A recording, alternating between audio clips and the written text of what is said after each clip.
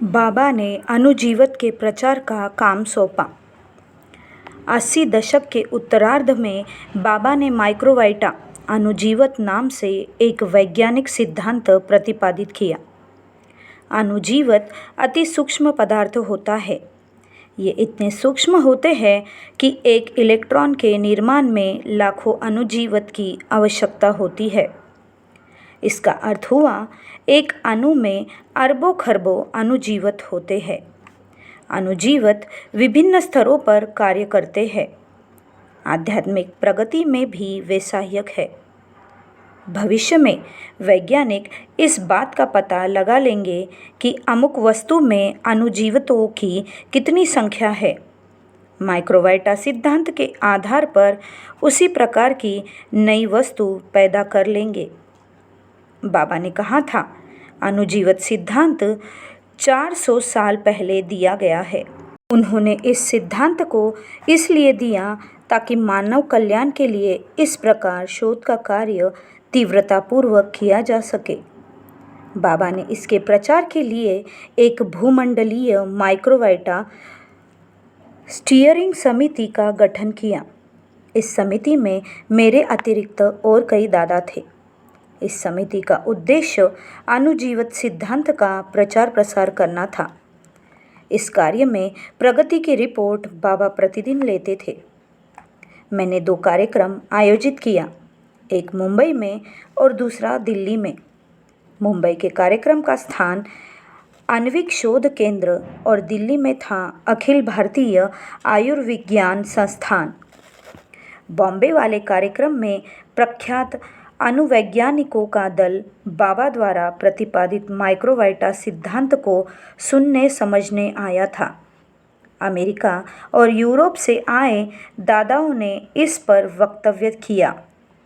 इन लोगों ने बताया कि अणु उन सूक्ष्म पदार्थों से निर्मित हुआ है जिसे मापने के लिए विज्ञान के पास अभी कोई यंत्र नहीं है, परंतु भविष्य में विज्ञान यह पता लगा लेगा कि एक इलेक्ट्रॉन में लाखों अणुजीवन होते हैं।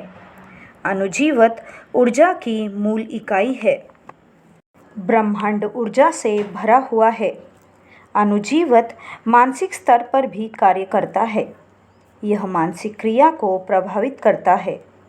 माइक्रोवाइटा की उत्पत्ति परम पुरुष से हुई है। इसकी उत्पत्ति सृष्टि चक्र के विकास क्रम में नहीं हुई है। वैज्ञानिकों की जिज्ञासा थी कि अणु के विस्फोट या संयोग से उत्सारित ऊर्जा कहाँ से आती है। हम लोगों के उत्तर से वे लोग प्रभावित हुए। उन लोगों ने कहा कि हम लोग पूरी जिंदगी इस बात की खोज करते रहे कि आणविक ऊर्जा का स्रोत क्या है।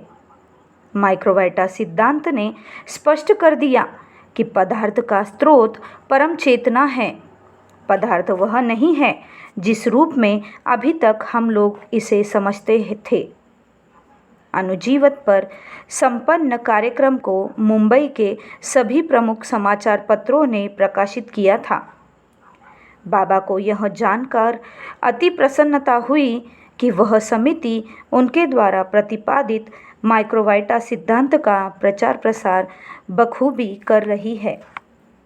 दूसरा कार्यक्रम दिल्ली के अखिल भारतीय आयुर्विज्ञान संस्थान में आयोजित किया था। प्रारंभ से ही ऋणात्मक अणुजीवन पुलिस की गुप्तचर शाखा के रूप में कार्यक्रम को सफल नहीं होने देने के लिए सक्रिय था। मात्र इस कारण कि इस सिद्धांत को आनंद मार्ग ने दिया है। उसने अखिल भारतीय आयुर्विज्ञान संस्थान के निर्देशक पर दबाव डाला कि वह अपने यहाँ इस कार्यक्रम के लिए हॉल उपलब्ध नहीं कराए। हम लोगों का धनात्मक अणुजीवन पुलिस के ऋणात्मक अणुजीवन से अधिक शक्तिशाली साबित हुआ। हम लोग जीत गए।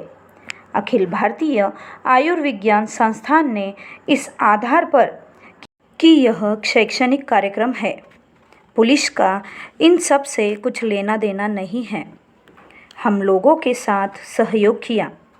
बाबा की कृपा से हम लोगों का अनुजीवत पर कार्यक्रम सफलतापूर्वक संपन्न हो गया। कार्यक्रम को भारत के सभी प्रमुख समाचार पत्रों ने प्रकाशित किया। कार्यक्रम के पश्चात मैं बाबा से मिलने गया। जब बाबा को इस सफल कार्यक्रम की सूचना दी गई तो वह मुझे देखकर बहुत प्रसन्न हुए और उन्होंने मुझे आशीर्वाद दिया। वास्तव में हर कार्य वही करते हैं, उनकी इच्छा से ही कार्य होता है। बाबा को अपना कार्य करने के लिए केवल माध्यम की आवश्यकता होती है। इसीलिए इस पृथ्वी को उनके मिशन की प्रतीक्षा है कि वह उनकी योजना को कार्यान्वित करे। मानसिक स्तर पर काम पहले ही हो चुका है, केवल उसे स्थूल रूप में प्रकट होना है। केवल वक्त की बात है।